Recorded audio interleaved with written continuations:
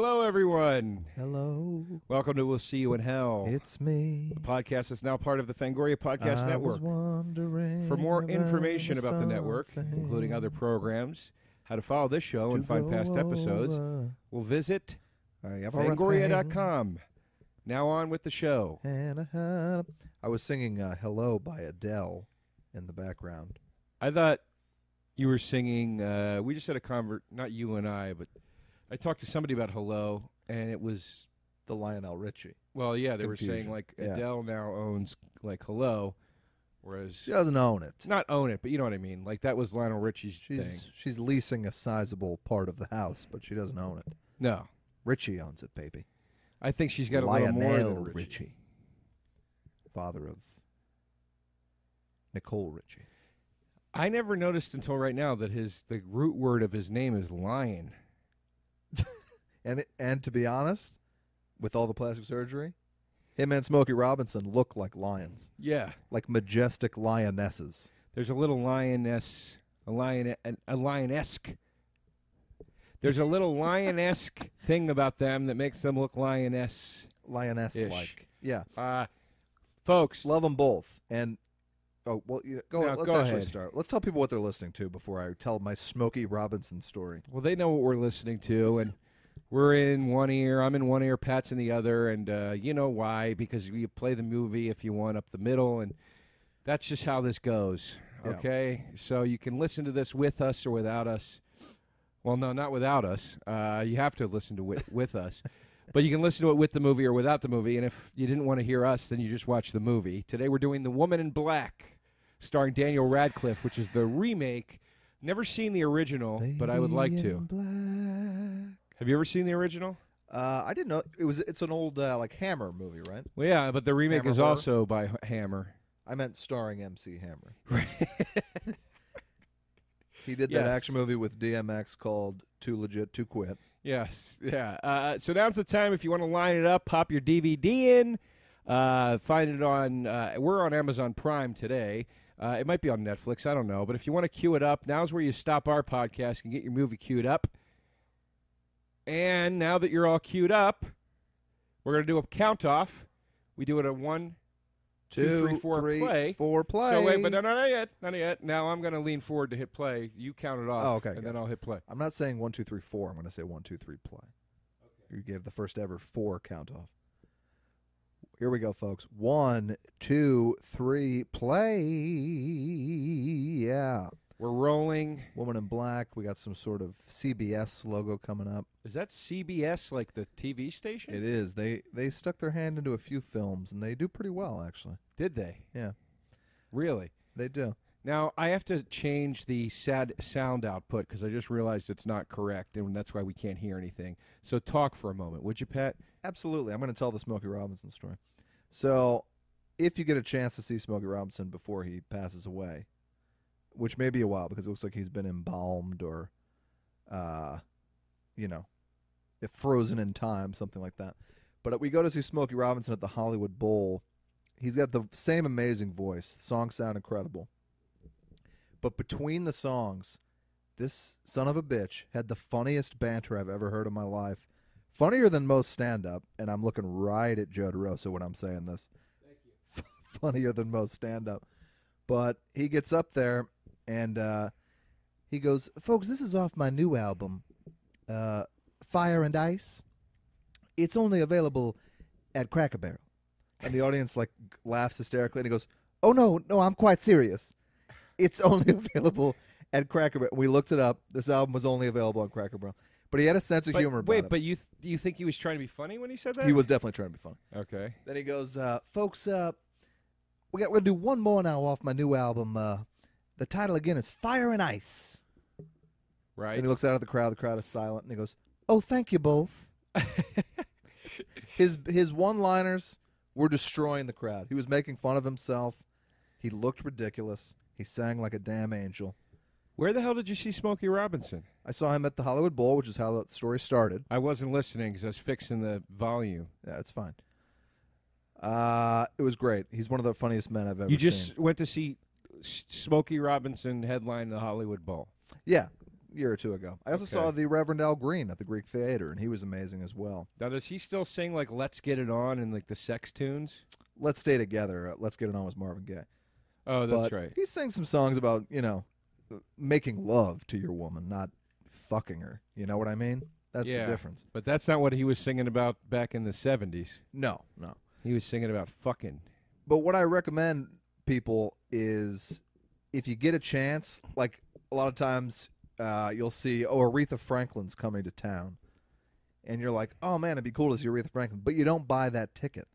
And they're going to die very soon. And you're going to wish that you had gone to see him.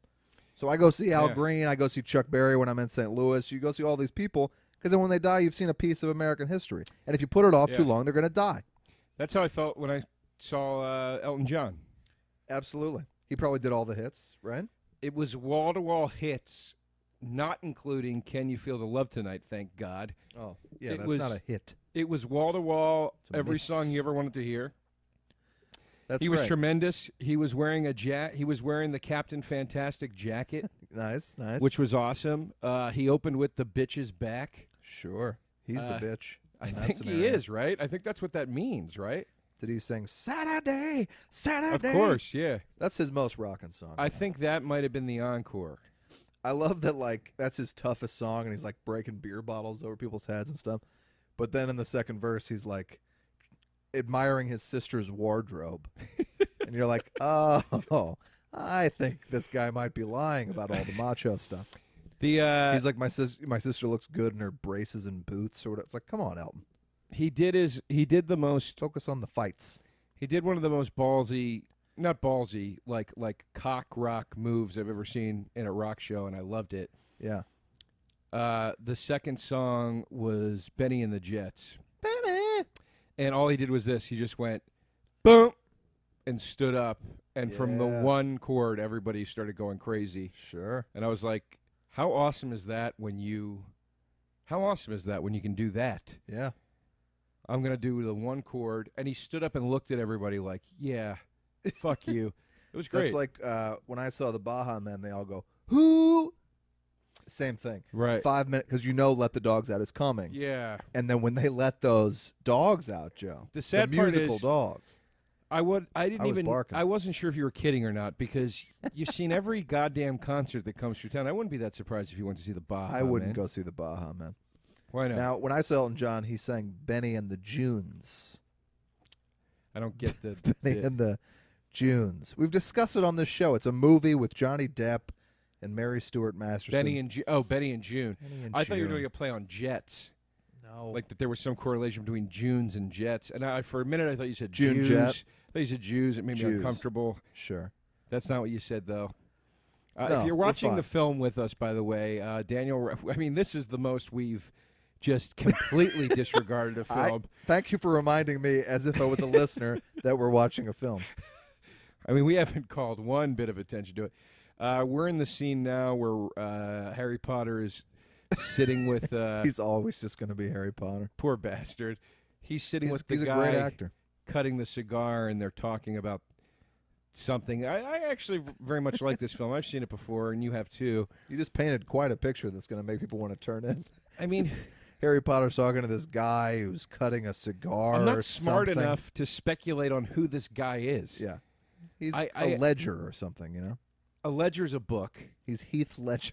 but he's like a lawyer, or it's his boss, or I don't know, he's got a lot of books and things. I don't know. One of Yeah. these English guys. He's probably a ledger. I picture every guy in England having a room like this Oh, sure. with paintings and fine cigars, and- books, yeah, rugs, probably yeah, a desk. yeah. I always admired the English. It seems like a very nice life. I did too. I went to this party the other night, and this guy was British, very handsome gentleman. He starts talking, and this entire room just stops milling about and talking, just stares at him while he talks. The women, like the hottest woman there, made a beeline for him the second she could. Like it's a very sexy thing, and we don't have it. We sound boring. I love the English accent. An English accent on a woman I find to be terribly sexy, and on a man, even sexier. I just find it pompous usually and boring, but this guy was pretty entertaining. I love it. I love the accent. Then you got your Australian accent, which is sort of a rough and tumble Good cousin. day, mate. The That's rough and not a tumble shrimp. cousin. That's Yeah. a shrimp, Bobby. Right? Yes. That's the quote. Yeah. Now, do you find that I have some sort of Southern accent or a Missouri accent? Because I get told it by some friends, but not that often. If that by that you mean, do I think you sound like a dumbass? Yeah. Yeah.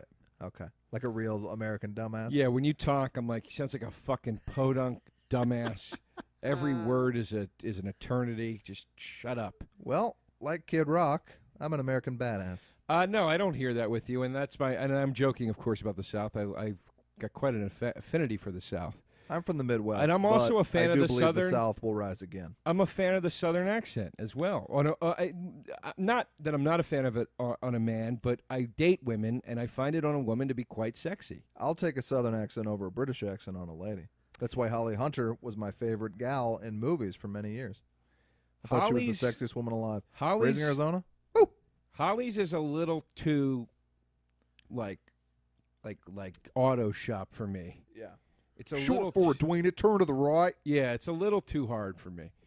I think she's the best. But I think she's a lovely woman. She's in the Suicide Squad. No, she's in Superman Batman, which I'm excited to see. You just saw Hail Caesar. I did. Last night I saw Hail Caesar, and I liked it.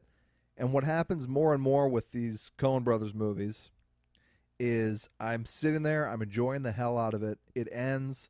I go, oh, that wasn't quite what I was looking for or quite what I wanted. I did it with Llewyn Davis.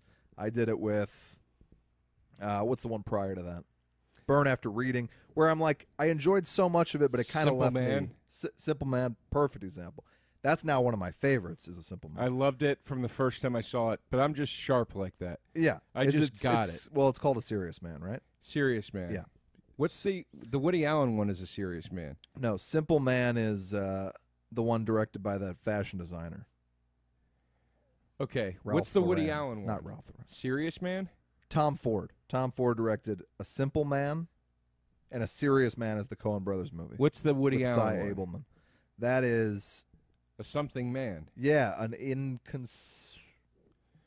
Son of a bitch. I really like that Irrational movie. Man. Irrational Man, Man. that's right. And then Soul Man is where C. Thomas Howell dresses like a black guy. Right, so now I'll often get Soul Man confused with the plot of every other one of those films. Yeah. But yeah, I like all of those movies. Okay, good. You were talking about Hail Caesar. Hail Caesar, I thought was very funny in spots. It's super weird. There's a bunch of pieces in it that don't seem to connect, and you don't really know if they do at the end. And now today I woke up and they asked me when I walked into work, did you like it? I'm like, yeah, I really did. Then you asking me now, I'm like, yeah, it's actually all I thought about all day. And I think it's a fucking amazing movie. And that's why I think they're working on a different level than anybody else. Now, I'll tell you this, folks. Yesterday was the Super Bowl. Pat and I went to 2 Super Bowl parties together. Yep. And then to a bar. Yeah. It was quite a day of intake. Yeah. And after all that, when I was so drunk, I decided to go get 4 tacos and a quesadilla from a truck. Pat went to see a movie. So how drunk were you in that theater by yourself?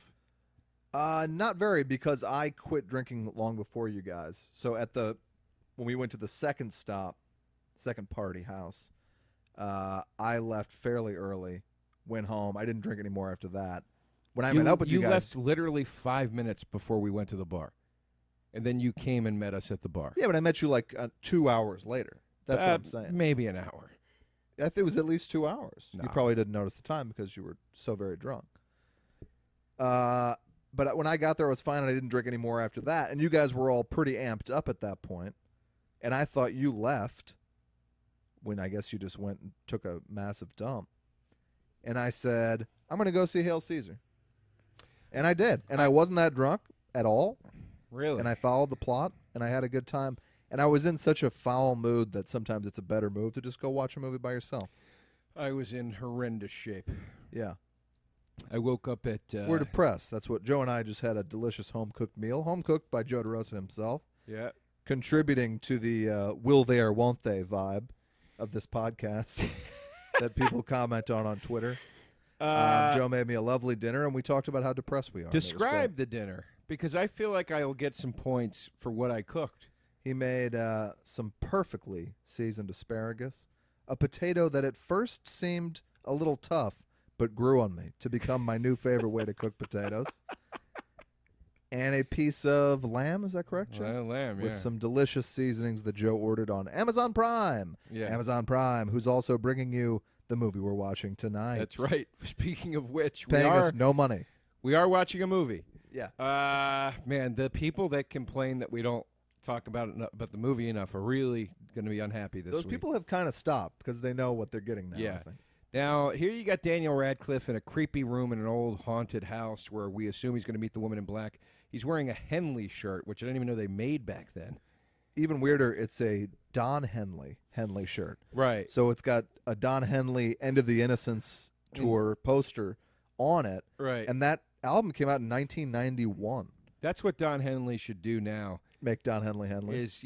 Henleys by Don Henley. Well, I love Glenn Fry's fries. He makes Those are delicious. Great seasoned curlies. Those are delicious. Favorite part of the Tenacious D Those are album. delicious. Seasoned curlies. Remember that? When the drive-thru, the funniest sketch in the history of music. I don't know. I'll play it for you after this. Tenacious D album. Thankfully, they only made one. It's perfect from start to finish. The songs are incredible. No, they've made 3 albums. Not albums. Yes, they have. No, none have come out after this self-titled Tenacious D. Yes, they have. You mean the soundtrack to Pick of Destiny? And then they made another album called about the Phoenix rising from the ashes, and that was like their follow-up album. They absolutely did. It was That's like a not big. True. It's 100% true. I'll bet you. Please bet me a large amount of money. Well, the Phoenix Rising that's the Tenacious D album, so there must be one before that. No. Tribute to the best song ever? No, that's the first one. Okay. Then came the soundtrack to the movie, and then they did a follow-up to the first album, which was officially their second album. Oh, well, I got to find this. I didn't know that even happened. Where in the Phoenix song, they apologize for the Pick of Destiny. Okay. And say, like, you thought we were down and out, but here we're back. All right. It's not as good as the first album, but it's enjoyable. Let me look it up, because now I got to hear it. Anyway, Seasoned Curlies is from that? Yeah, he goes through the drive-thru, and he's like, he keeps ordering things. It's so funny, and you would love it so much. Because it's Jack Black, so he's ordering food, and he'll order like a lot of food, and then feel really guilty about it immediately. So he'll be like, do a large soda or whatever. Then he's like, can I get half diet, half regular in this? Then just everything he says is great. And then he goes, could I get a bacon cheeseburger, please? And he goes, excuse me, a junior bacon cheese. Junior bacon cheese. Sure. Bacon cheese. There's no funnier way to say junior bacon cheeseburger than junior bacon cheese. And then at one point he says seasoned curlies, I'm assuming. Yeah. He goes, can I get some curly fries, please? Seasoned curlies. You're going to have to give it a listen. I love it. I think it influenced a lot of the way I speak because I listened to it every day when I was a kid. I've heard a lot of Not a that kid, first 16. album, but I've never heard that sketch. Yeah. Big fan. The my kid on favorite- Workaholics, how does he not, Adam Devine, how does he not pay Jack Black 10% of his salary? I think Adam Devine's very funny, but like he's doing Jack Black. Note for note. How does anybody not pay anybody what they owe them? It's true, I but mean, he is everything he's is a little just- too much on the I nose. agree. No, I'm not disagreeing with you. But the here's the thing. My favorite Tenacious D sketch is the one where Cage is standing outside. This is a video sketch. Yeah. Where he's standing outside with a poster board that says "Blowjobs $5." I think I saw it. Yeah. And then Jack Black pulls over and with sunglasses on, and he goes, "Hey man, I'm looking to party." Yeah. KG I gets in did the see car, blows Jack Black, not realizing it's Jack Black because he has sunglasses on. Jack Black comes. They literally take a bottle of Lubriderm and just squirt it into the air to simulate Jack Black jizzing. Jack Black takes off the sunglasses. KG goes, "Oh man, it's you, Jack." And then he goes, "You don't have $5 fucking bucks." Or is Jack the one that blows him? I think Jack blows KG. They played that when I saw them in concert. They played that. That's It's an the only time I saw amazing that clip. sketch. I saw, if you want to talk about a great classic early 2000s concert, it was Weezer headlining, Tenacious D below them, and Jimmy Eat World as the opener. It's one of the best shows I've ever seen. I mean, you lost me at Jimmy Eat World. I love Jimmy Eat World, especially what their was their middle big albums. The middle is their big pop hit. How's that one go? It just takes some time, little girl, you're in a minute. No. Which, okay, I can see how you get sick of that beautiful song.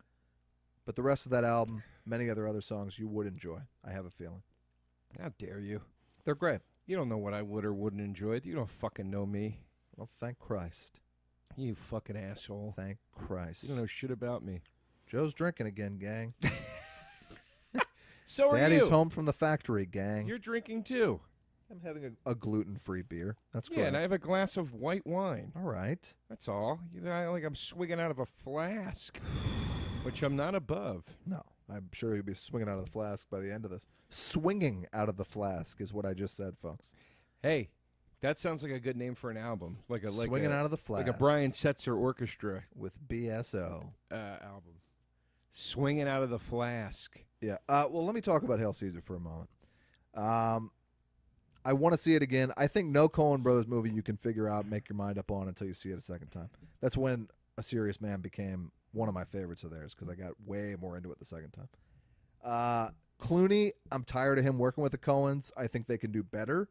I like when they give really funny character parts to people who are not necessarily that kind of actor. Right. George Clooney, I'm sick of it. I've seen it. I know he's kind of funny enough. Doesn't mean I want to see him in every fucking comedy. Right. Same with fucking Brad Pitt, by the way. That said, I will say Brad Pitt steals the show in Burn After Reading. And Burn After Reading, no question, Brad Pitt. And Clooney, too. And fucking Richard Jenkins, who is amazing in everything. And Clooney's in my opinion, off the charts in Burn After Reading. I got a problem with my larynx. Yeah, no, he's great. Yeah. I'm a little tired of it. As I'm tired of DiCaprio and Scorsese. You know, you want to see people work with different kinds of people.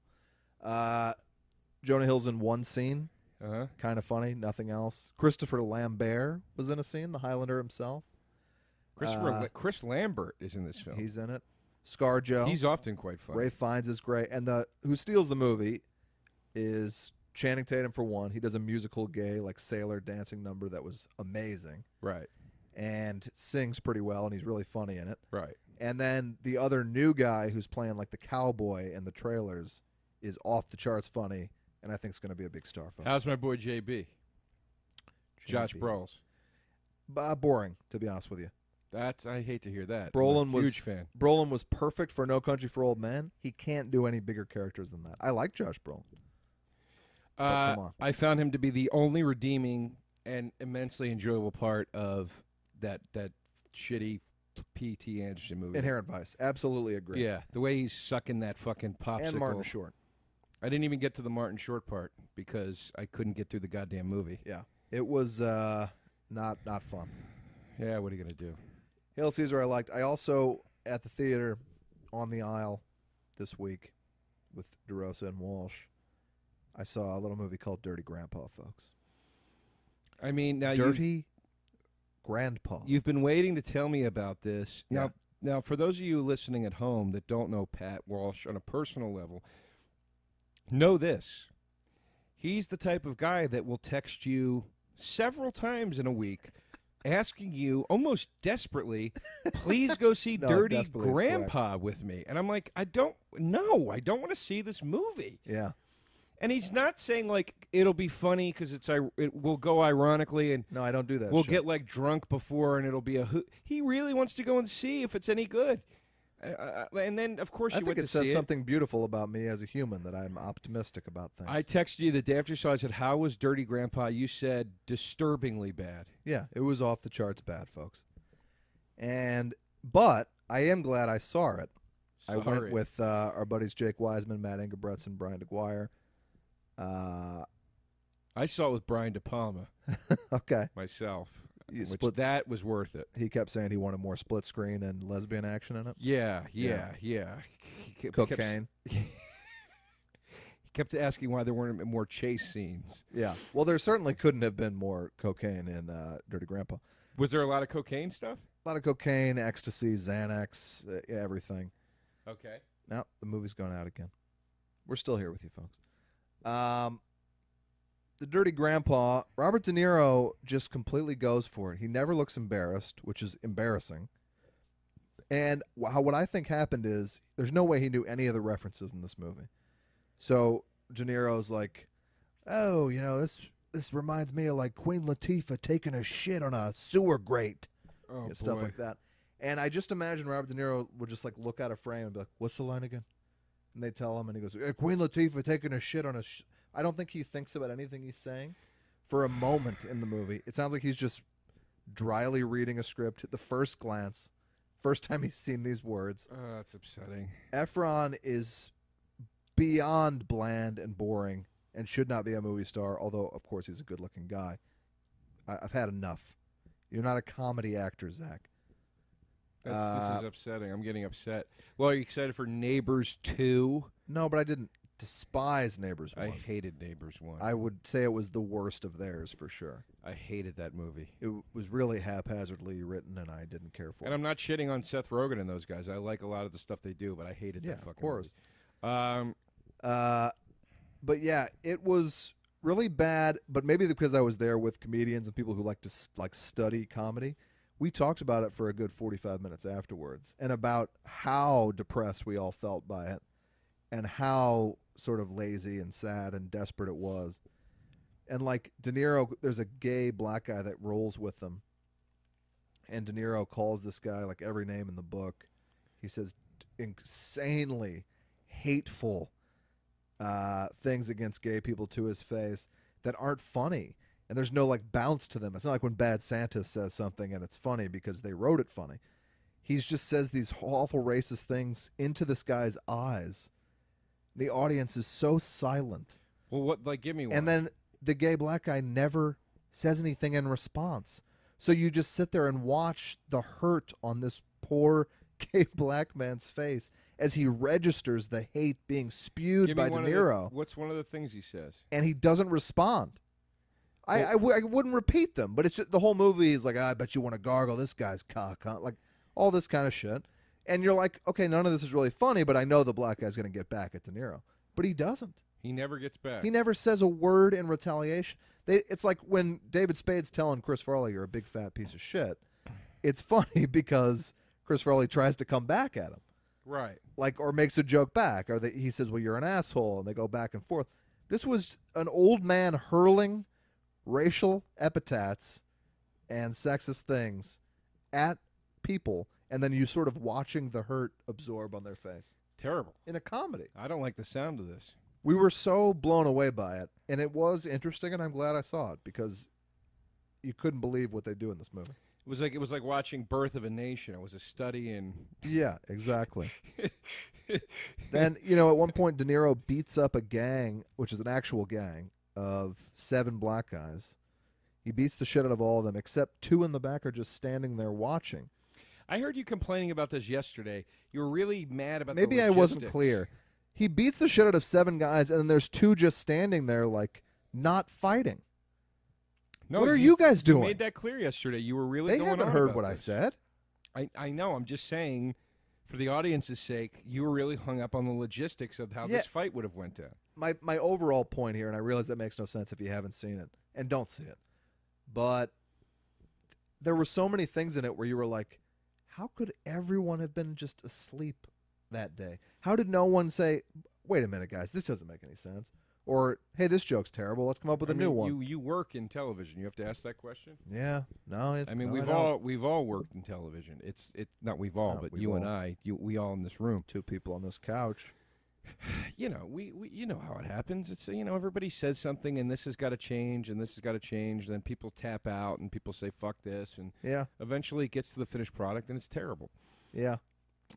So the director was this guy Dan Mazer, who was Sacha Baron Cohen's writing partner and helped do all those movies with him. Like, these are people who knew comedy.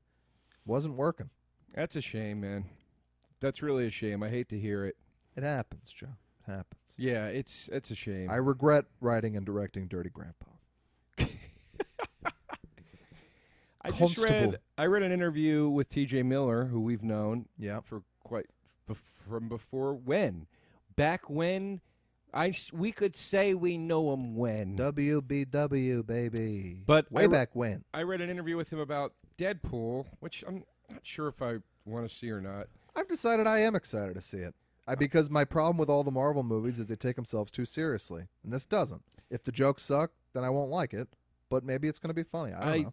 I don't think the Marvel movies take themselves too seriously. I think they get a bit masturbatory, to be honest with you. They get very pleased with their humor and everything. Yeah, and they're 2 hours and 45 minutes. Well, that's stupid. But so I'm not against Deadpool. I love Ryan Reynolds. I want to support. Boy, that guy's been in need of a good vehicle for 15 fucking years. He's so talented. He either has a bad agent or the other people above him get the offers first. Right. Well, in any case, I'm not against seeing the film. I just don't know if I'm excited about it. But I read an interview with T.J. Miller where he talked about the jokes that were too much for the movie that had gotten cut. Uh-huh. And he was only allowed to give an example of one or two. Apparently the studio said, don't talk about these. They were cut for a reason. Right. But one of them that was apparently too much was when he's telling him what he looks like, how bad his face looks. Yeah. He goes, it looks like your neck took a shit and then grew ears, something like that. Or somebody that joke was too much for the American somebody took public? a shit on your shoulders and then it grew ear. Yeah, that's what I was confused about. You got billboards up all around town. I don't know if they have these where you live, folks, but out here in La La Wood, billboards, yeah, probably. They got Deadpool billboards everywhere that literally say, "Wait till they get a load of me." Like the sexual innuendo is almost not even innuendo. A load of jizz, you're saying. Somebody, I don't know who did it on Twitter, but somebody doctored one of the Deadpool billboards into Photoshop and said, they're really going too far with this Deadpool marketing. And the thing they put on it was Deadpool laying there, and it just said, "I shoot bullets and cum." Deadpool. Well, what was the I don't understand. He's saying, "Wait till they get a load of me," but is he coming in the photo or what? No, it's just he's saying load. It's very Beavis and Buttheady. Okay, all right. But my point is, I don't know Deadpool's style of humor. I know in the trailer, this girl beats the shit out of somebody, and he goes, "Ooh, I'd hate to be the guy who tries to rape her on prom night." And I was like, that's not a funny joke. He says that in the commercial? In the trailer. I guess assume it was a Red Band trailer, but yeah, don't try to have forced sex with her on prom night. Like Deadpool. Which does he say? You're better rape than or that, forced baby. sex? He says forced sex, I believe. I can't believe a comic book movie is rated R. I don't think a comic book movie has been rated R since the original Punisher film starring Dolph Lundgren. Lungy, baby. Was Darkman a comic book? No. I It's love a the movie comic Darkman. book style movie, but it's not. It's a superhero movie, but I don't believe that was ever a comic book. Yeah. That's Sam Raimi at his best. Big fan. Simple Plan is his best, but yes, go on. But I'm not saying that's his best film. I'm just saying that's him top of his game. Yes. He does a really great job with that movie. Speaking of, Your boy Liam Neeson, your girl Frances McDormand, hell of a flick. And your boy, I love it. It's on Netflix, actually. your boy, what's his face? That played Larry Drake. Larry Drake. Yeah. Has only ever, I think I've seen almost every Larry Drake movie, only ever plays a retarded man or a villainous scumbag. There's no, talk about an odd typecasting. We got to write a movie where we can cast him as a retarded villainous scumbag. Mentally handicapped, folks, by the way. I'd go see that movie. And Larry Drake will do it. Where the hell's Larry What's Drake this actor's name? The guy from Rome? I don't know. I'm calling Daniel Radcliffe Harry Potter. Yeah. By the way, let's get back to the film we're watching. Okay. There's perhaps a molestation attempt brewing. We're watching The Woman in Black, folks, starring Daniel Radcliffe. This is the remake of the Hammer classic, The Woman in Black. I remember when I tried to rent this movie, I misspoke at the counter at Blockbuster, and I said, "Do you have the black woman for rent?" They didn't know what I was talking about. Yeah. Looking for a black woman? Told me to get out of the store. Thought You I was being racially provocative. Sure. You were singing Brown Sugar by the Rolling Stones. It's odd that this guy's got paintings of small boys on his walls. Couldn't agree more. Unless it's his son. The guy actually looks a bit like my dad, whoever this actor is. He's a great actor. I can't think of who he is, though. He's from Rome? He's on the show Rome, and then he was in every movie ever made for 10 years. I never watched Rome because that was my breaking point. Rome's great. That was my brief breaking point with HBO. Because they had, at that point, released too many TV shows. HBO was devastated. mortified to hear that you had left. They had released too many TV shows that opened with a credit sequence that was clearly done in After Effects. Right. And some sort of kind of Middle Eastern-y Passion of the Christ kind of music. And by the time they got to Rome, I was like, I can't do this anymore. It just feels like the opening to Carnival. And Yeah. you know, That was really weird when Carnival started with Joe's very tasteful recreation of the theme to Rome. well, I was actually, I think, doing the Carnival theme. Yeah. I think that was the theme to How to Make It in America. A show about making jeans.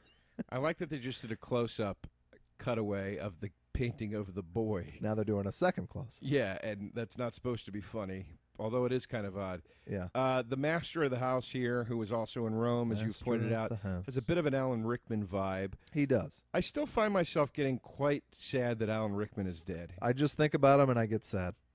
He was one of the best. I feel like I could do an Alan Rickman impression if I really tried. Well, I used to do on Vine a recurring sketch called Pool Party at Alan Rickman's House. All right, do it. Where he would be, all right, let me think.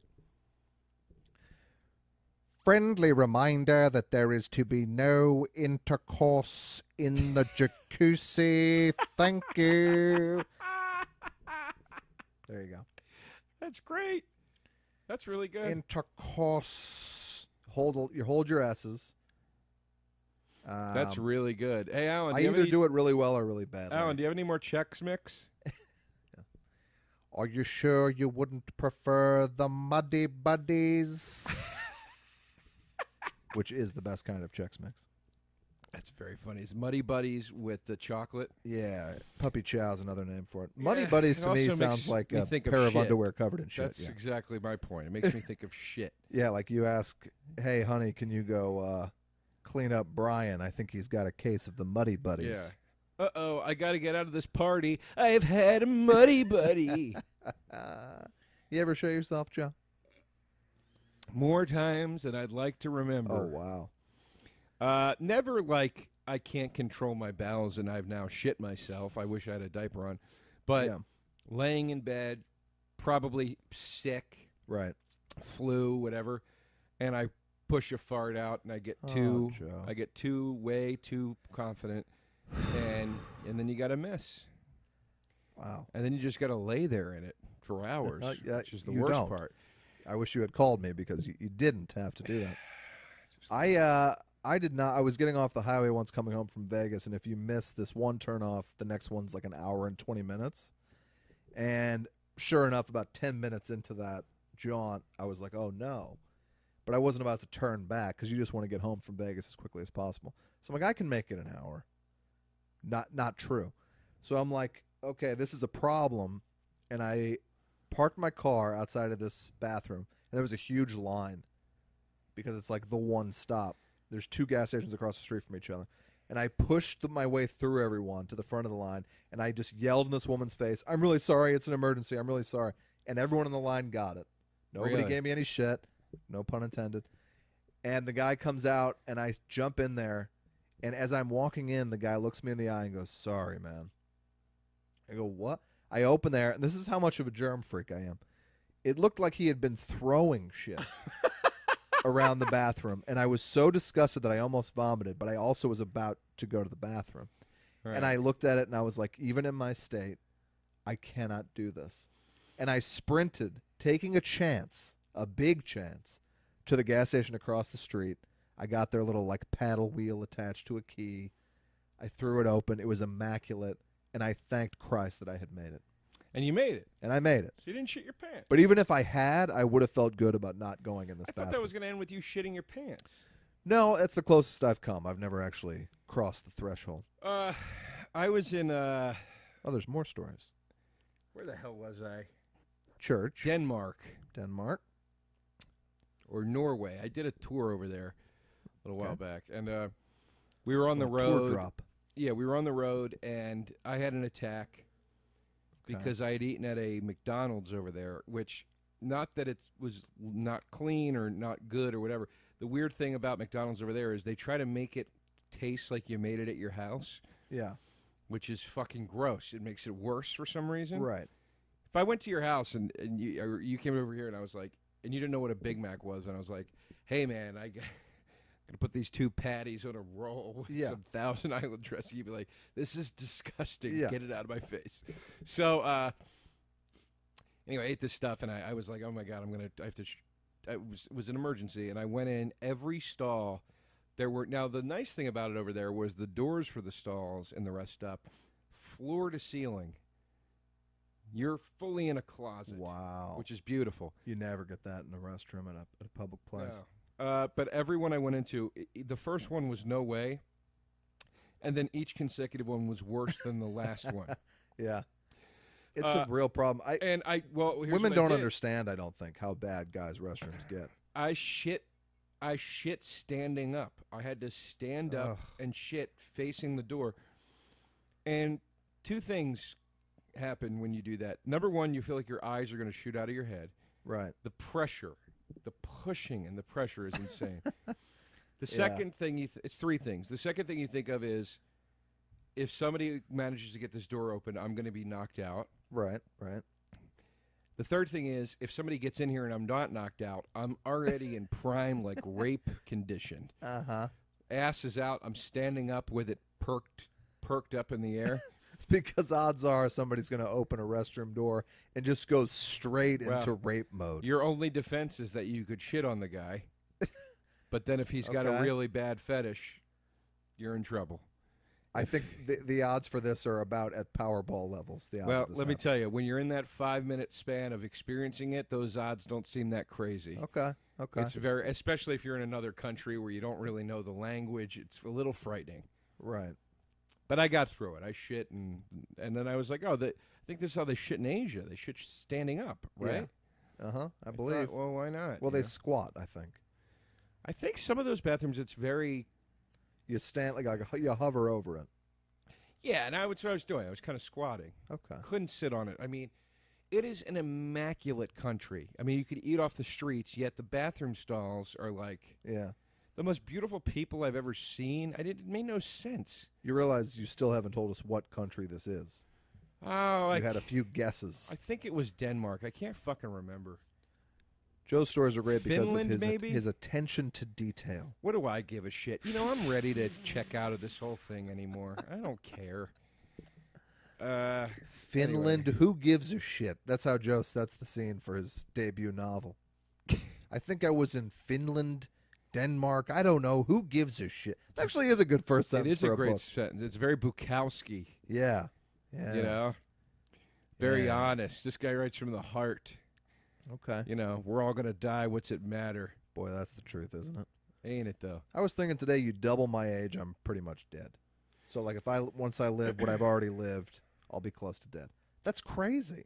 Well, I'm 38, and I figure if I can get at least another 30 years out of this thing, I'd be pretty happy. But, I'd like to get more than that. I'd like to get another 50, 60. I'm 35. I think I'm going to hit probably 75, 80. Why do you think I got a history that? of heart problems in my family. You know, now a history of mind problems on my mom's side. It's just a recipe for disaster. Well, you're giving yourself a pretty liberal age for a guy for a lunatic with a heart problem. I'm not a lunatic. But you will be. Yeah, no, definitely. You're not going to be remembered to take those blood thinners. What are you going to do? I don't know. You don't know? I don't know. I get a think I'll plan be in fine. order. I think I have a lot less stress in my life than the men in my family who have preceded me, because they were all men who I admire a great deal, but they were really scrounging for that next paycheck every single week. Maybe they wouldn't put food on their family's table. Maybe they wouldn't. Hard-working men. My dad was doing a lot of drywall, construction. I've had a much more charmed life. You know what I'm saying? Sure. That puts a lot less miles on a man.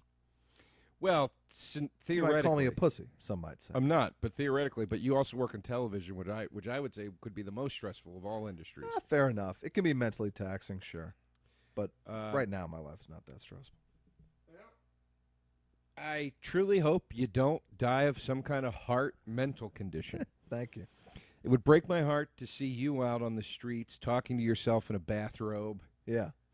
I'd say we're maybe with palpitations. 3-4 years away from that happening. Good. That's good. If you're watching the movie with us, folks, Daniel Radcliffe is now going through a box of letters. He's inside the Woman in Black. We have not had a Woman in Black sighting yet. No. Which is odd, because I feel as if we've been watching this film for 45 4 minutes. hours. Where my women in black at? How long has this been on? Did you see Crimson Peak? We talked about it. No.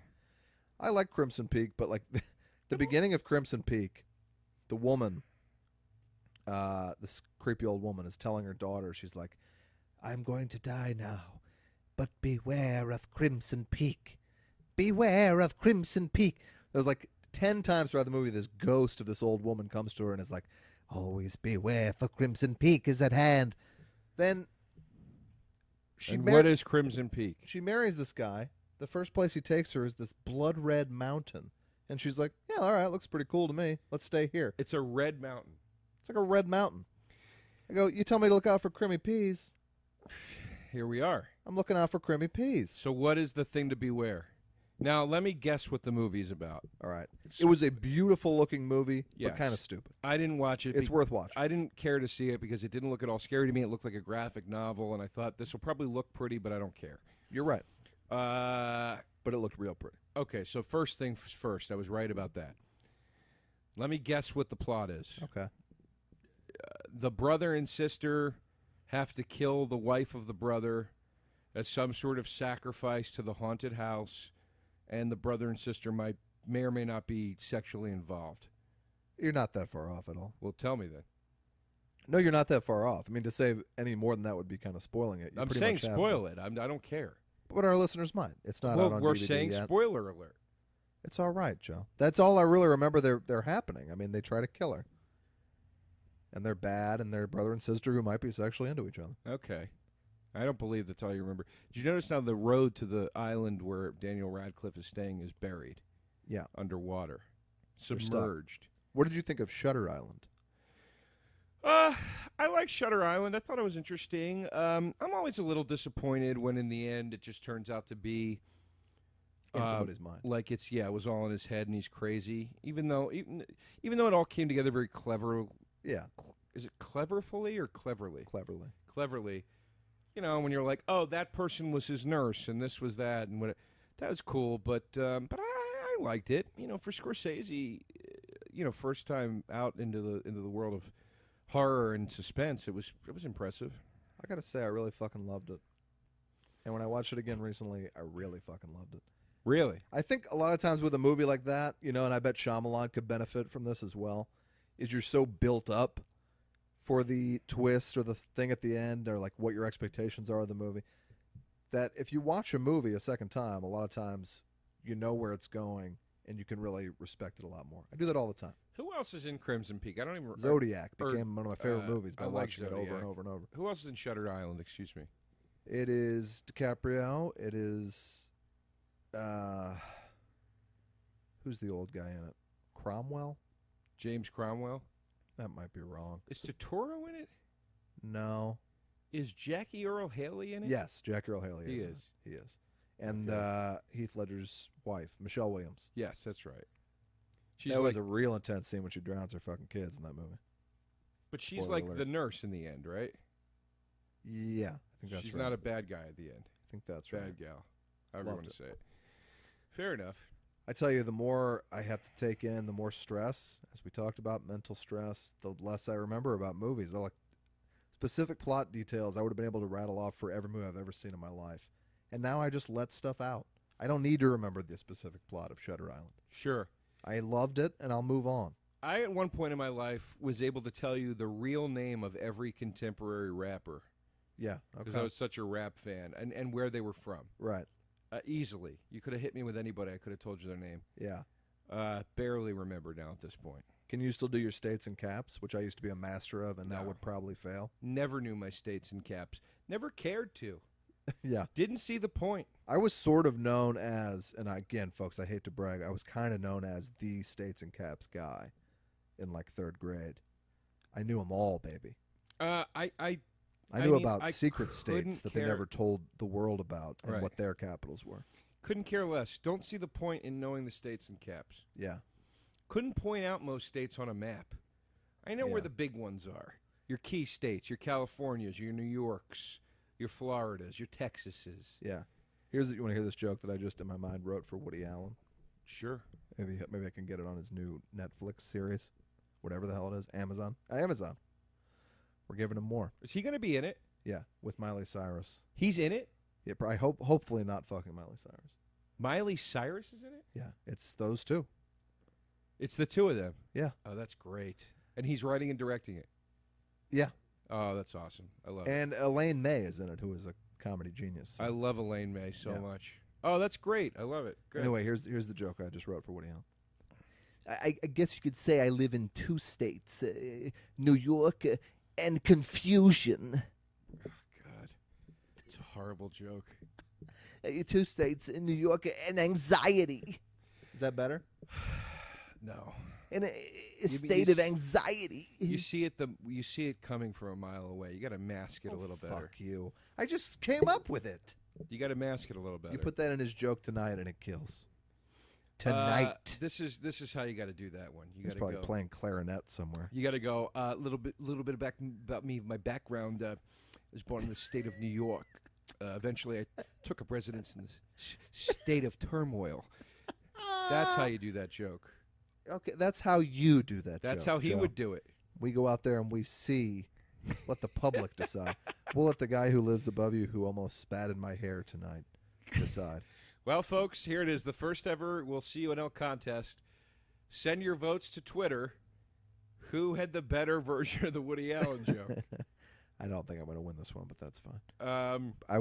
The guy didn't spit at me. The guy who lives above Joe spat a loogie that just missed my Kind hand. of upsets me that the upstairs neighbor is hawking snotty loogies off of the balcony. He missed me. He wasn't aiming for me. I know. That's but an it's important just, thing to know. There's only 6 of us that live here. It's like, Yeah, it wasn't a great way to come see an old friend. But, well, he also doesn't live there. He's just visiting. Okay. So Probably it's, listening to us, waiting to spit on me when I leave. Yeah, he can probably hear every word we're saying. As you can hear, there's not a problem with noise transfer in this apartment. No. Folks, I've moved into a 1-bedroom, and I mean, you just hear everything. Yeah. Everywhere. And it's been a good exercise for my nerves because I'm not going crazy, even though I wake up every morning at 7 a.m. and haven't had a decent night's sleep in 2 months. And by the way, I'm not saying like, 7 a.m., boo-hoo-hoo. I'm saying my job, I work at night mostly, so, my 8 hours ends at like 10 a.m. usually. And I'm not getting that. I'm not even getting anywhere near close to that. I feel like I have a kid. Maybe that's what this experience is about. Maybe I should just go have a baby now because I'll be used to waking up. I said this on the last podcast. Maybe the two of us need to have babies. With other people. I want to kill myself. Could you imagine anything worse? I have friends that have kids, they seem happy. I can't do it. I couldn't do it. It doesn't appeal to me. Yeah, a woman I work with, I was like, how was your weekend? She goes, my son just shat in my bed.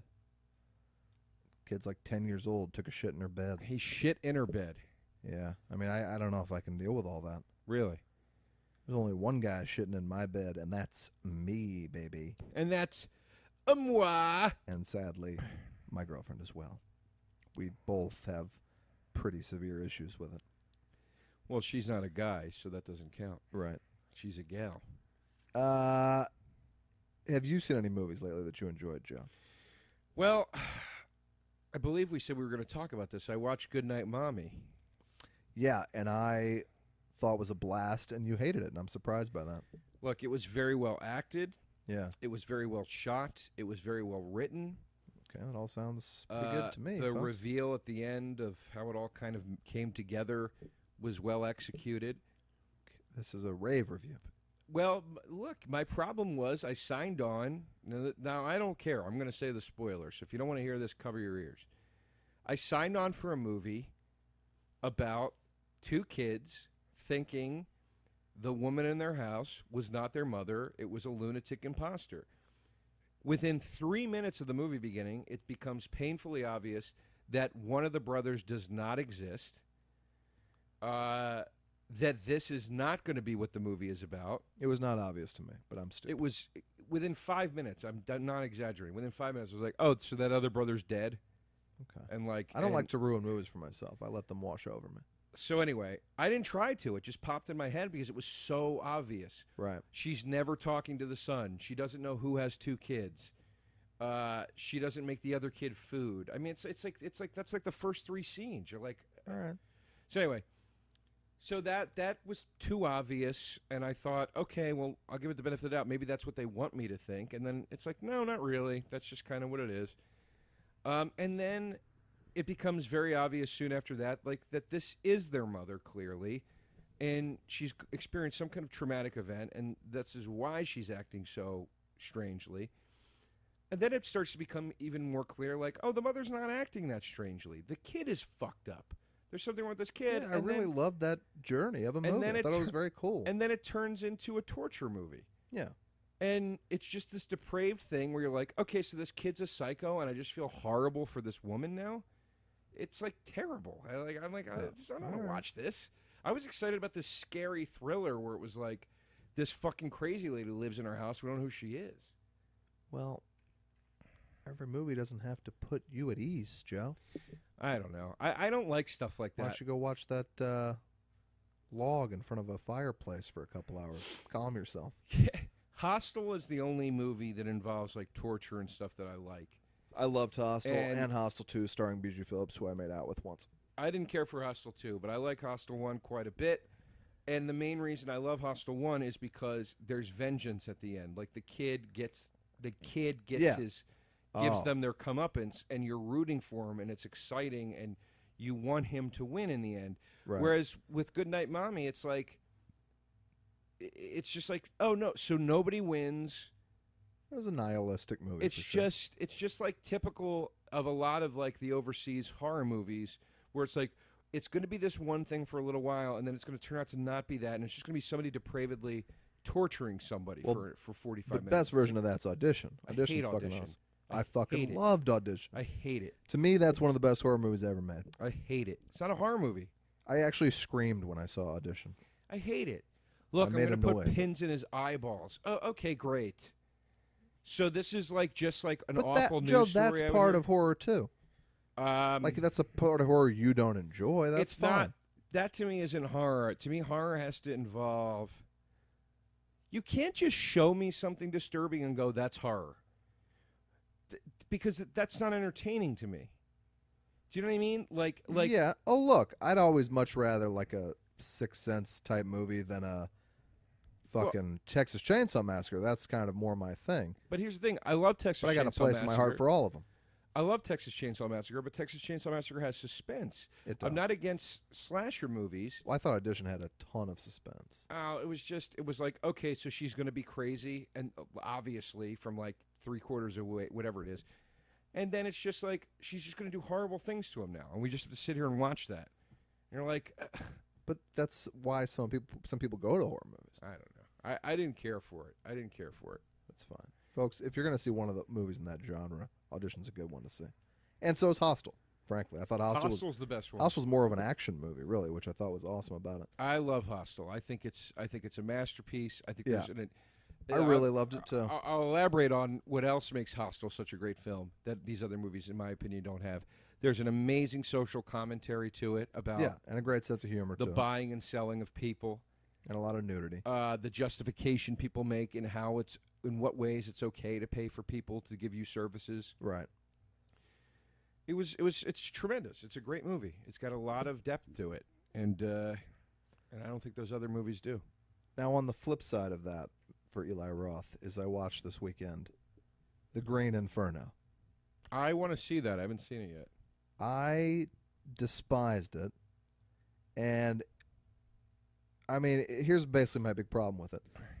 The whole movie's about like how people exactly what we were talking about on the last episode of this podcast, how people will like get on a cause and be all about it, but never do anything more than just like update their Facebook status.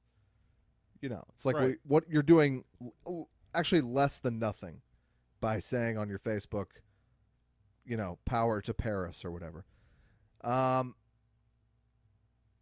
what the movie was supposed to be about. Starting from that point, he puts these people really through the ringer. So clearly the movie should be like they're going to go on some really expensive senior trip. You can keep the same beginning where they're very insensitive about these issues, but they're all like pretend and do their drum circles, so it seems like they're interested in this shit. Okay. You have them go on like an expensive vacation, and the plane crashes in this cannibalistic society that's like these tribes that they claim to want to help, but they've never done anything about it. All right. I'm with it so far. That to me would be a very interesting movie. What actually happens is they are activists and they set up trips to like stand with guns to their head and try to stop the destruction of rainforests. So they go, their plane crashes, and it's like, but these aren't fake activists. They went to the Amazon and stood in front of guns, right, to like stop this place from being torn down. So when they're punished by all these cannibals who are literally eating them while they're alive, eating their brains and arms and legs and everything for hours, you know, then it would mean something. Sure. Like it really was like, these are people who are trying to actually do something good, and now they're going to get eaten. Where the whole point, and in interviews that I've read with him since, because I was so frustrated by the movie, he's like, this movie is a straight-on critique of doing nothingism, or whatever you call it, fakedism or something. Hacktivism, something like that. Okay. He said it's got to be a direct critique of that, but it's just not, because these aren't people updating their... Like if they were like, I hate... Let's say, okay, here's the short Twilight Zone version of it. A little girl writes on her Facebook, everyone please support the Amazon rainforest. Send your money. I love them, whatever. Right. Then she goes on a trip, lands in the Amazon, and they eat her. She didn't do it. Okay, she's getting punished for not caring. But you can't have this woman do a lot of activist work. Right. And start to like really get into charity and like thinking about people other than yourselves, and then have them punished by those people, because actually the message is not only a bad message, but the message is like, don't ever try to help people. Right. Including these poor third world countries and stuff, because they're all going to eat you. Leave them to die. If that's the message of the movie, then what the hell is that? And it made all this disgusting cannibal shit, which is part of the genre, of course, but it made you just feel terrible for these people. And actually, the worst person in the movie, a guy who masturbates seconds after this girl in the cage with them is killed and eaten, and they go, why are you masturbating? And he goes, you all should do the same thing, because it'll keep your mind clear. Okay. He's sitting and jacking off. So he's clearly the worst of these characters. That's disgusting. And he is never killed. The good people in the movie are all killed one by one. It's like, what are you saying here? It sounds like the plot to the last Rambo movie. Except I love that one. I like the last Rambo. Yeah. And that had a fucking message, too. Where those activists are going up, and they say, we want to make a change, and he warns them, you're not changing shit up there, don't go up there, and then they do, and then he has to go in and save them. And they get slaughtered. Yeah, I guess that didn't bother me there, because it was just such a dumb movie otherwise, Rambo. But, like, to me, Stallone is saying, like, it's not worth helping these people, which isn't great either. But right. It doesn't bother me because Rambo is like a nihilist dude. Right. This movie was just like, I don't know, it just made all the disgusting shit in it. Like there's several cases in the movie of female genital mutilation that you just sit and watch. They show it to you? Yeah. I mean, not, close up. It's now, just like, why am I watching these people punished who are trying to help? I was listening to the Eli Roth podcast. He does a podcast? Or I'm sorry, I was listening to the Bret Easton Ellis podcast with Sure. Quentin Tarantino, and they talked about this movie on it, and Bret Easton Ellis said the death of the fat guy was very disturbing. It was. What was it? Tell me about it. Well, he's the first one. Yeah, that's killed. what he said, but he didn't. What happens? He's a big fat guy. He's been really nice the whole movie, too. They sort of make him drink this stuff. Then they lay him down, and this woman looks like she's kind of giving him the sign of the cross, and she jams her thumb into his forehead, pulls out some brains, starts eating it. He's still alive, and children are ripping off his legs and arms. He's still alive. She saws his tongue off. He's still alive, and they don't cut away from it. Just goes on and on and on. And he had been like a nice dude. That's it. That's it, and they all eat him. Okay. It's gross. How did she manage to get her thumb through his forehead? That was not explained.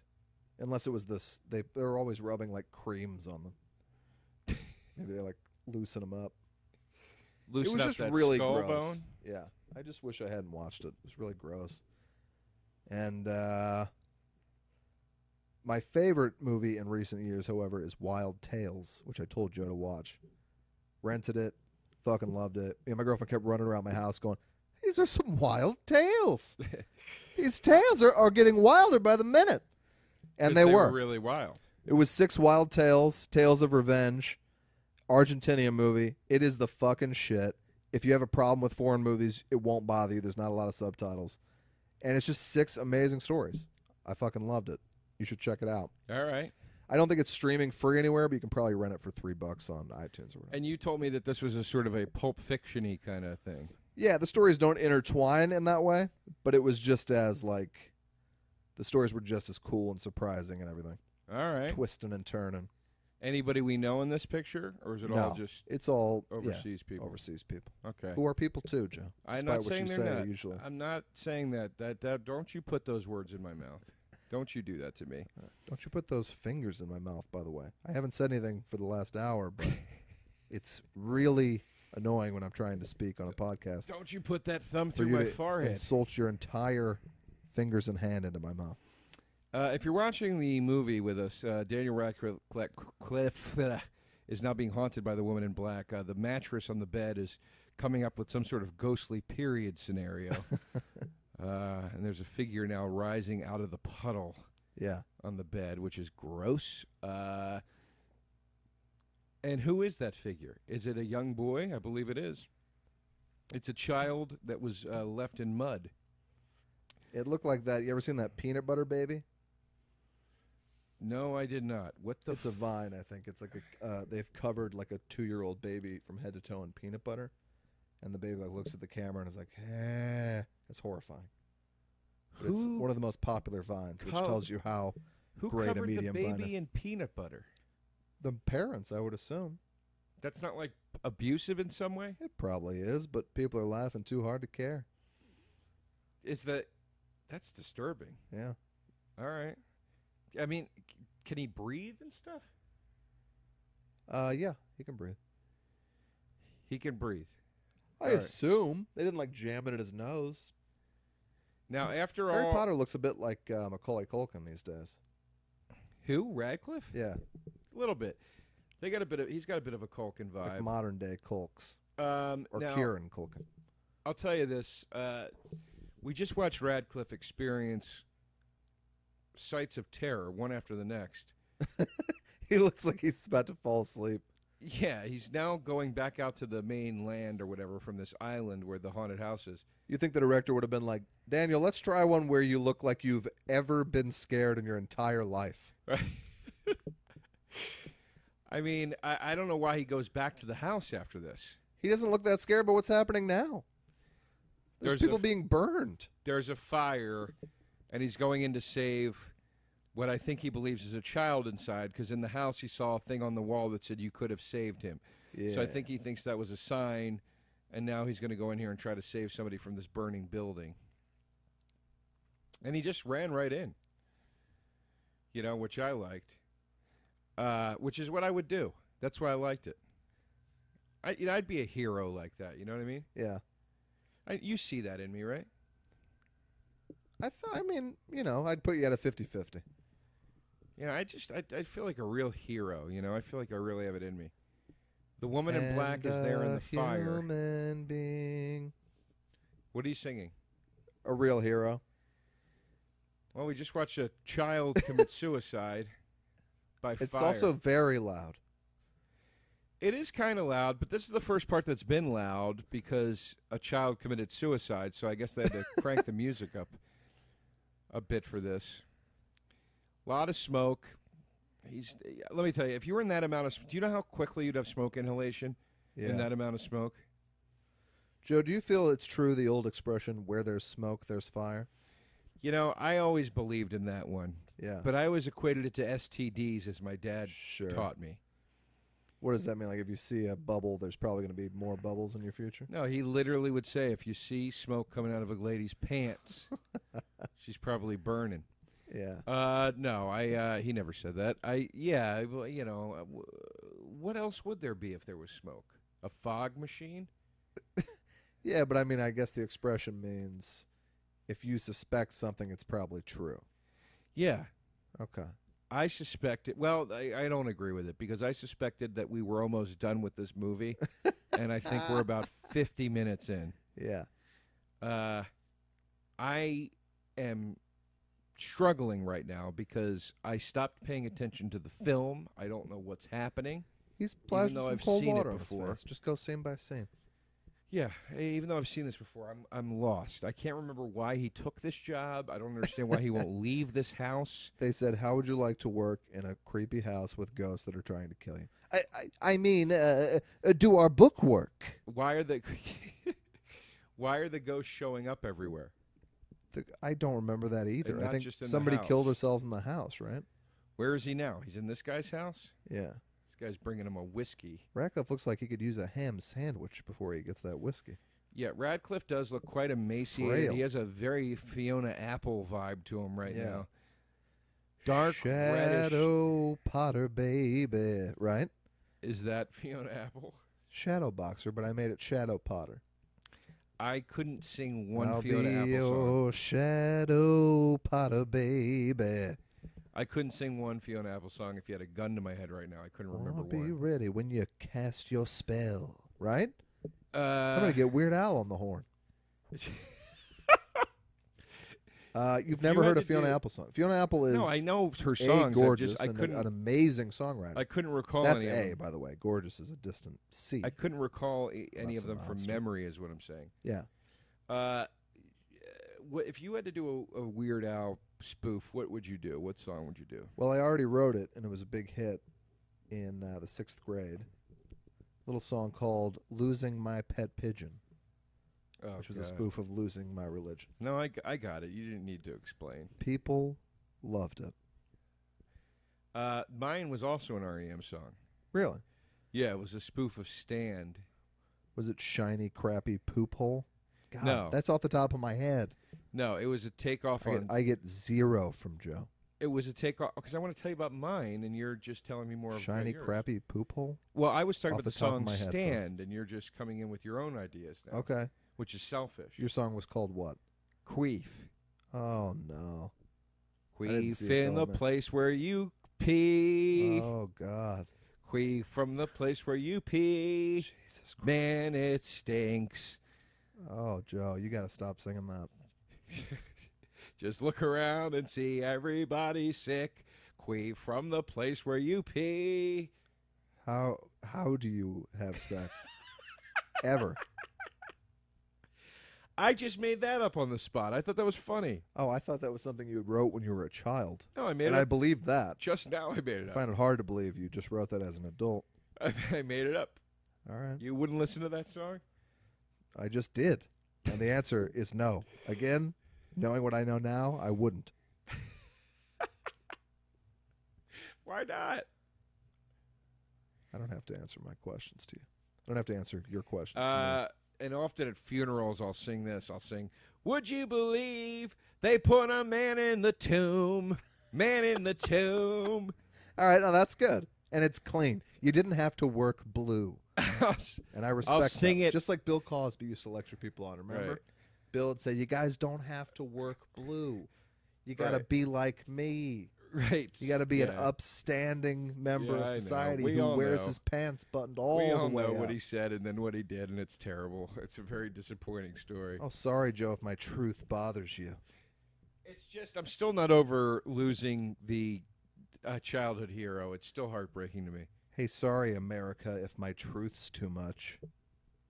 Hey, I didn't know I was doing a podcast with Jamie Kilstein. I don't know who that is. He's a truth teller, man. Oh, Look him okay. up on the Well, then, yeah, internet. I guess I am Jamie Trillstein. Kilstein. I guess I am Jamie Kilstein. Girls, look out for that woman in black. Now, how would losing my pet pigeon go? I don't remember the lyrics. You Well- know the chorus. That's me in the corner. That's me with the bird seed. I don't know, right? That's pretty good, actually. What the hell could you do with it? I don't even know. No, right there. I think you just answered that. Losing my pet pigeon. Did I you don't love know. Weird Al as a boy? Of course. Did I ever tell a story to you about getting Weird Al's autograph when I was a very young boy? No. I was at Six Flags over Mid-America in St. Louis. It was my first concert, and it was to see Weird Al, and I was shaking. I was so excited. the Sure. entire day. I was so excited. I was about 11 years old. My mom took me. And then we're waiting in line for the Buccaneer, which is the big pirate ship that goes back and forth. Yeah. And my mom goes, "Oh my gosh, Pat, I think that's Weird Al." And he was in line like one row behind me, to where like when our rows crossed, we were going to be like right next to each other. Holy shit. What the hell's he waiting in lines for? I don't know. He was probably just a nice guy. Weird Al can't cut off kids in line at an amusement park, you know. Good point. So he's got this beautiful blonde on his arm, possibly a prostitute, like hiding her face from the sun, hiding it in his armpit. You think it was a hooker? Maybe it just seemed too good to be true for Weird Al, but he's a rich man, I guess. Right. And I had told my mom this joke earlier while we were waiting in line. I go, "Mom, how much does a pirate pay for corn?" She goes, "How much?" I go, "A buccaneer." Oh, boy. And 11. you wrote that. Yeah, well, we're in line for the Buccaneer. That's very good. So she goes, "Pat, you should tell Weird Al your joke." And I go, "No, no." And then as we pass each other, my mom goes, "Can my son tell you a joke real quick?" And I'm like, "Mom." And he goes, "Yeah, sure." So I tell him my joke, Buccaneer. Guy gives me a big hearty laugh, signs a piece of paper that I still have to this day. Couldn't have been nicer. And that was that. And if I wanted Then he to, went and if I fingered wanted that to lie blonde like on the everyone else, Buccaneer. yeah, exactly. Like in the movie Fear. Now, see, when other people tell this story and lie, like everyone does with their like origin story, then they would be like, and Weird Al told me like, "You got to keep writing jokes, kid." And Yeah, now no. I'm Dave Chappelle. No, that never Like, happened. of course it didn't happen, but everyone who tells their comedy story tells it like that, and I don't believe you. Well, everybody's a lying piece of shit. Yeah. Now, I want to get in touch with Weird Al and pitch Queef. He works clean, though. Is it too old of a song to reference at this point? It absolutely is. Also, it should probably rhyme so you know what's being parodied. Does it have to rhyme? Stand and I don't- queef. I don't think definitely they all rhyme. I will say Fat America's, doesn't rhyme with bad. That's close enough. I think America's ready for a song about queefs. I love Queef humor. I always have. I think it's very Clearly. funny. I like period jokes quite a bit. Yeah. I just like that kind of thing. Smelly balls. I just like this sort of stuff. Okay. Shit jokes. I'm not above them. You're kind of like a sort of a highbrow, like a George Wallace type. Like a, who's the guy? Not George Wallace, the comedian, who's one of the funniest men alive. This is already falling apart. I meant George Wallace, the, quote, humorist who used to be on 60 Minutes all the time. Yeah, I'm a very New Yorker type. Yeah. But I like this kind of stuff. Let's see, like this scene in the movie, Daniel Radcliffe is submerged in mud, and I'm pretending it's poop, and it's making me laugh. Okay. It's just making me happy. It helps you out. That's fine. Yeah, pretend he's swimming through poop. It makes the movie funny. Makes it horrific to me. My favorite part in Austin Powers is when he drinks the poop and goes, "It's a bit nutty." Oh, see, that's my least favorite part of Austin Powers. That's your least favorite. Yeah, that's not for me, that kind of joke. I love that joke. I love that joke. It's coffee tastes like shit. It is shit, Austin. Yeah. I find it That's very not funny. for me. I find it very funny. Now, this is a moment where I wish we were paying attention. What is this guy doing here? He's got Daniel Radcliffe tied to a rope. Right. He's pulling him out of Very a mud never-ending pit. story move. Yeah. He's trying to pull. He's got the rope tied to his car. He's trying to back the car up to pull Radcliffe out of this mud hole that he's in. Right. He's having no luck, which I don't get. I mean, how hard could it be? I guess the suction is, Oh no, they're trying to pull that thing out. I'm sorry. The rope was not tied to Radcliffe. The rope was tied to this thing they're pulling out of the mud, trying to solve the mystery, I assume, of the dead children. Look at this. They're pulling a goddamn car out of the mud. Joe, you're giving like a true play-by-play of this scene. Well, I mean, it's the least I can do for the people that really want to know what's going on in The Woman in Black. They're not only a car, but a goddamn carriage is coming out. Well, it's just a carriage. I thought it was a car, and I What if there was spoke a too soon. horse on the front being dragged out too? Covered in poop. A poop horse. He's got a little boy's body there from the carriage. The horse looks on the camera and goes, "Get me out of here, and I ain't horsing around." Right? And then they never mention it again. It goes right back to being a horror movie. Right, right. Right. Yeah. I'm screaming myself hoarse over here. And I thought the horse they shot had a bad day. I can't think of a famous horse that died. Oh, I was going to say Old Yeller. Don't look That's a a dog. gift me in the mouth. That one doesn't make sense. Now, he's holding the body of a young boy covered in mud who is dead. Yeah. Oh, now couldn't show us a little midriff, Potter?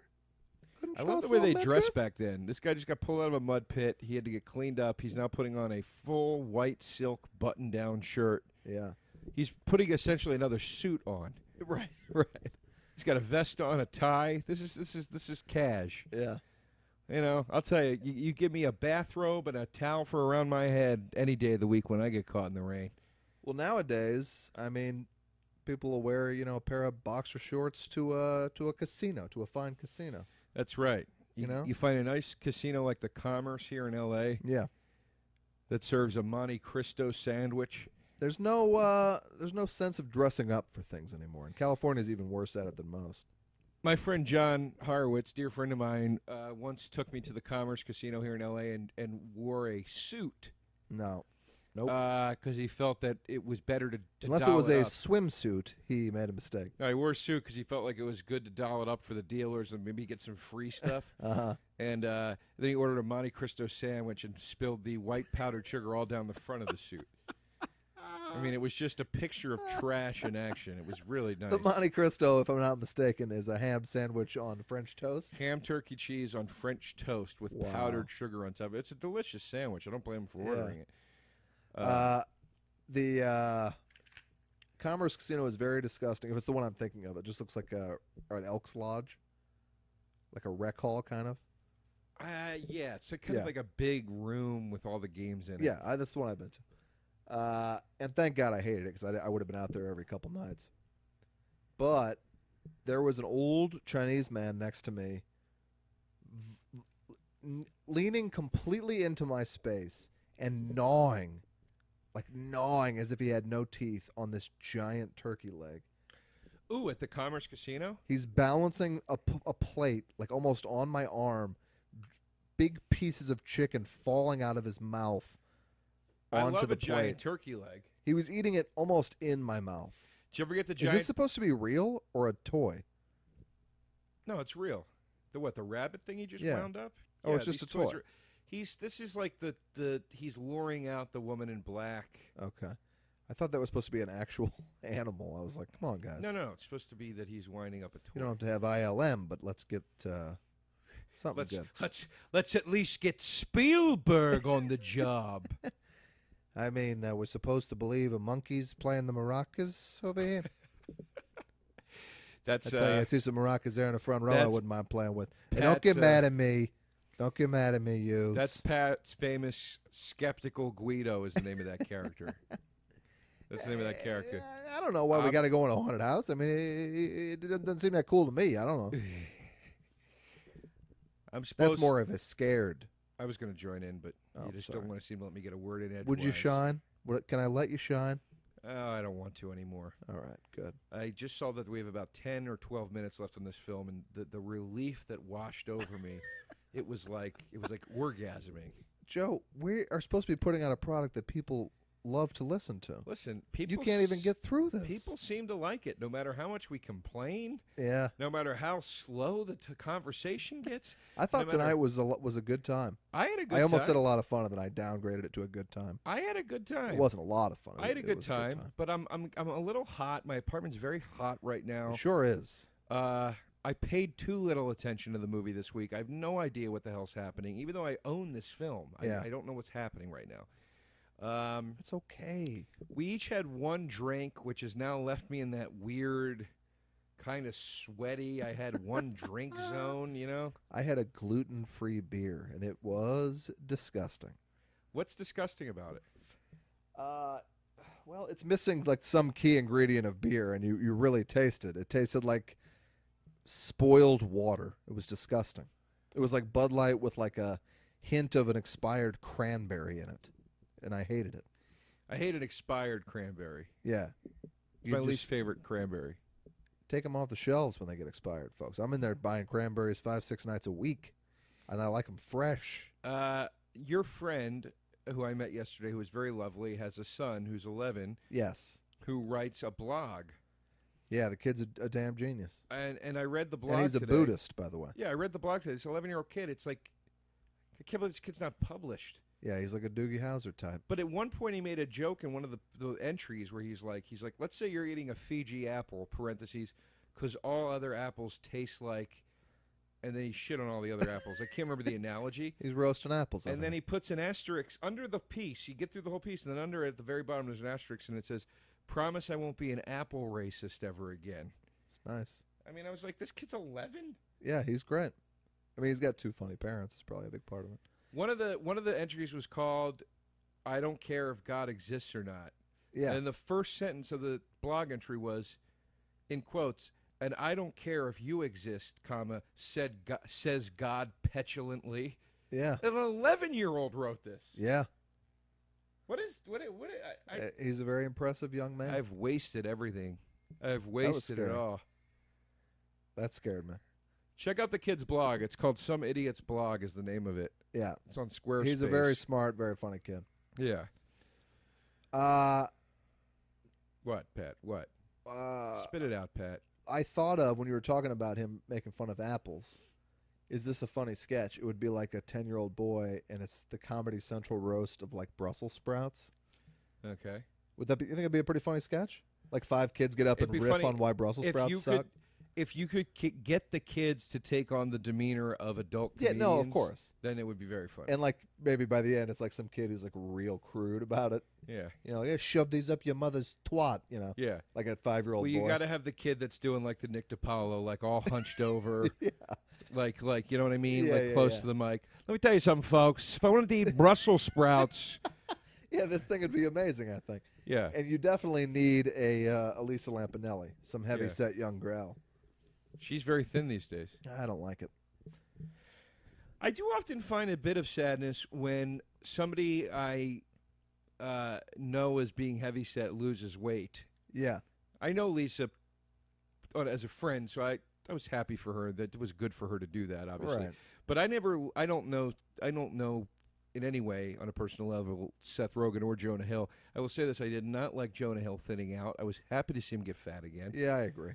And I'm not crazy about thinning out Seth Rogen. I like these guys husky. All right. Not in a mean way, because I want to see them fail. It's just weird. I hear you. I hear you. Newman slimmed down. Wayne Knight. Newman's in Hail Caesar, actually. But he kind of puffed out again, right? Yeah, oh yeah, he's fat again. Is he Newman fat again? The audience, there was such a huge laugh of delight when Newman came on the screen. I love Newman. He doesn't even say anything, but he was good in it. He just has a couple lines. Now, is he Newman heavy again, or is he just heavier than thin? He looks like a guy who lost a ton of weight and then put a ton of weight back on. But he's not as fat as he was in early Newman days. All right, well, that's good. He's more like buttoned-up pair of slacks, Newman, by the end. Okay. That's fine. I can live with that. See, I don't want the guy to be unhappy or unhealthy. I just, No, I hear you. Well, you just get used to it. I hear you. We need fat people on this planet. Now, if Chris Farley or John Candy had lost a ton of weight, I don't know if they would have been as funny. I'll tell you, what's his name? Goodman is shaving him off, man. Yeah, he goes up and down, and I like Goodman no matter what he's in. I love him. I just saw the trailer for 10 Cloverfield Lane. It looks amazing. I love Cloverfield. I have not seen the trailer for 10 Cloverfield Lane. It's apparently not related. It's not a sequel. That makes no sense. Why would you do that? Well, I don't know, Pat. Am I J.J. fucking Abrams? No, you're not. I bet that the... I just thought of the Nick DiPaolo joke for the Brussels sprouts roast. Okay, go for it. Let me tell you, Joe, the Comedy Central roast of Brussels sprouts. Yeah. Roasted Brussels sprouts. Oh, that's funny. I got you. Yeah, you're goddamn right that's funny. I got you. All right, carry on. Let me tell you something, folks. If I wanted to eat green, disgusting balls, I'd go suck Kermit the Frog's cock. That's a perfect Brussels sprouts roast joke. Could we find parents to let their kids do these jokes? I think probably so. In this sick fucking town? Yeah, Are you kidding offer me? them up like parents... Simba in the Lion King. There'd Take be him. parents paying you to Okay, let their kids. now it's do gonna it. be he's gonna be under our supervision for like a month and a half. You won't be able to see him. Take him, please. Take him. Have some money, Yeah, please. Treat yourself. 'cause you're all who's Yeah, it's a disgusting town we live in. We live out here in Hollywood. Holly weird. I call it. Hey, that's yeah. I call it hazy wood because everybody's in a fog. I And just they're made hot. that up just now. High as well. Look at Radcliffe's adorable son in this movie. Not for And me. I think that kid's adorable. Tell you what, kid's not for me. And this is the part now where Radcliffe dies. I think the kid dies too, and it's not a very happy ending. No. The train and the woman in black comes and. Yeah, horror movies don't have to end happily, Joe. Well, I like that it's not a happy ending. Most horror movies end with too much hope, in my opinion, these days. American ones. And American you just ones. fucking shat on Goodnight Mommy for ending without hope. Listen, I didn't mind that Goodnight Mommy ended. And it does end with hope. It ends with the three ghosts, like we're finally together. Ah, well. I don't mind that it ended. Oh boy! Well, Radcliffe and his son just got run over by a train, and now you're going to see the dead children That's pretty cool. in the train. It's a cool movie. It It's is a little cool movie. I'm glad we watched it so carefully. And then the woman in black, and everybody's Lady dead. in black. Now, whatever that guy's looking at on the train track can't be pretty. He's looking at the remnants of Radcliffe and the kid. They're not Yeah. going to show it because it's a PG-13 film. Do you remember that website that people got real into in college that was like pictures of horrific things that now are probably on NBC any night of the week? Oh, he lived. Like like somebody got hit by a Wait. truck. Well, I do, but hold on. Radcliffe lived. I forgot that happened. Okay. Maybe he dies now. Or no, they're dead. They're in heaven. Yeah. That's right, because they see the wife or whatever. I think. Yeah, Mom? they're dead. This is very similar to the end of the last Harry Potter movie. Isn't there a whole thing on like a train thing? And Trains were always factored into Harry Potter. Have you seen all you don't know if he's alive or not? Have I seen what? the Potters? Of course I have. They're What do you- fucking incredible. What do you take me for? I'm excited for Magnificent Beasts. I am and I'm not. I can really give or take that guy. Well, I think it'll be a fun flick. Yeah. Apparently, it's a prequel, and your boy Gandalf Dumbledore, excuse me, is really campaigning to come back. Has anyone ever done this as a character? James Gandalf Feeney. No. Hey, we gotta get to the Twin Towers. Right? I like that. We gotta get the ring back to Bilbo. Huh? I like that. I think that's very good. You shall not pass. So Did you hear me, you dumb fuck? You'll not pass, you dumb fuck. you could tell your ugly sister she cannot pass neither. Here's my character I want to do. William H. Macy Gray. I don't know how to do it though. We gotta get these characters up and running. I don't have. There's not enough famous William H. Macy or Macy Gray things to do that character. All I know is I try. And I barely remember that song. Yeah. You could do something out of that. And that's our film, folks. It just ended with them in heaven, finally reunited as a family because the mom had died early on. But then the woman in black's watching them, and so what does that mean? Maybe they're not in heaven? I got a habit over here. I got a habit over here. Got habits coming out of my goddamn ears. And now AJ won't do his homework. Carmela. Where's the ZD? Huh? I like it. You can't say Carmela, though. You got to say Samwise Oh, yeah. Gamgee. Samwise. Ganji. Which Samwise Ganji sounds like Angie, which sounds like an Italian name. Samwise Gamgee sounds like it could be like a villain they bring in for season 4 of The Sopranos. Oh, wait, isn't one of the guys named Sam? No. No? Who's the guy with the white hair? Hey, Tone, I want you to... Hey, T. T, I want you to meet my cousin. This is Samwise Ganges. Hey, how you doing, Samwise? Ever see you a sandwich? You a beer? What do you want? Hey, I want you to know, I knew your father. I knew your father, Sam Dumb Ganges. Okay, I'm breaking your balls. I'm bringing you bull. I'm breaking your balls. Samwise, Sam Dumb. You get it. You know what joke I wish I would have I'm made having earlier? fun. You know what joke I wish I would have made earlier? What? When we were talking about bad, dirty grandpa. Yeah. We should have said, I don't know why De Niro keeps making these movies. Maybe he should change his name to Bobby No De Niro. That's pretty good. I wish I would have said that. Ciaran Hinds is that dude's name. He's a great actor. Well, folks, you've been listening to We'll See You in Hell, the podcast brought to you by the Fangoria Podcast Network, produced by Thomas DeFeo, and executive produced by Ken Hanley of Fangoria Entertainment. For press opportunities, advertising inquiries, and information about We'll See You in Hell, contact Ken at Fangoria.com. Follow Pat Walsh on Twitter. At the Patrick Walsh, y'all. Follow me at Joe DeRosa Comedy on Twitter. And if you are in the, what's my next, I can't even remember. Oh, yeah, touring in March. If you're around that south, well, a bunch of places. I'll be in Wilmington, North Carolina. I'll be in Hattiesburg, Mississippi. I'll be in Greenville, South Carolina. I will be in Minneapolis, Minnesota. So come on out in March. That's all I got. I will be eating at the Glendale Soup Plantation this coming Thursday. I'll probably start with the salad bar and ease into perhaps Sunday. Sometimes I like to put the soft serve in my coffee there. Thanks, everybody. We hope you had a good time, and I'll see you at Soup Plantation.